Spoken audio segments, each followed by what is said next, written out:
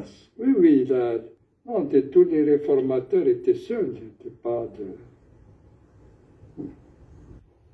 La preuve, c'est que quand les Français, le FLN a proposé un certain nombre de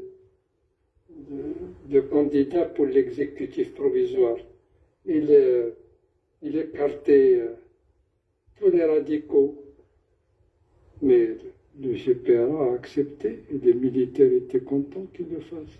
Mais il ne fallait pas le dire. Non, c'était jeu pervers, c'est-à-dire c'est pas de... à un moment donné, les visées de pouvoir étaient devenues l'essentiel, y compris au prix des alliances les plus incroyables.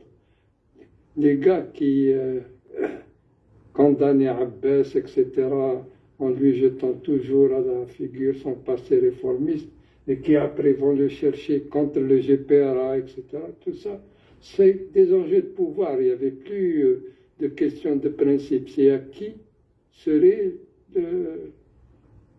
comment dirais-je, le possédant de l'Algérie. Et on l'a vu après d'ailleurs, quand il y a eu l'indépendance, les discussions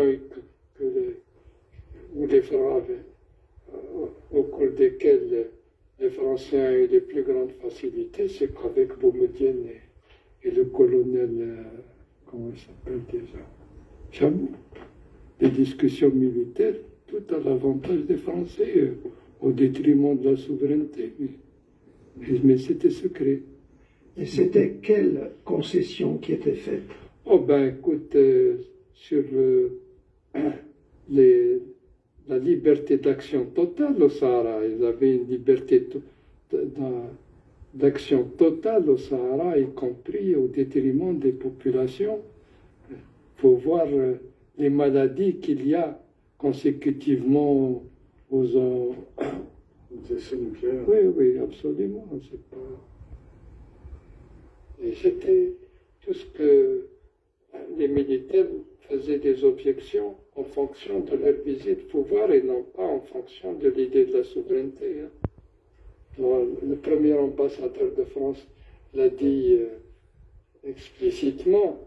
À un moment donné, le responsable militaire français, dans une conversation entre l'ambassadeur Ben Bella et Boumedienne, etc., a dit à tel officier qui me crée des difficultés sur le terrain pour des opérations et tout.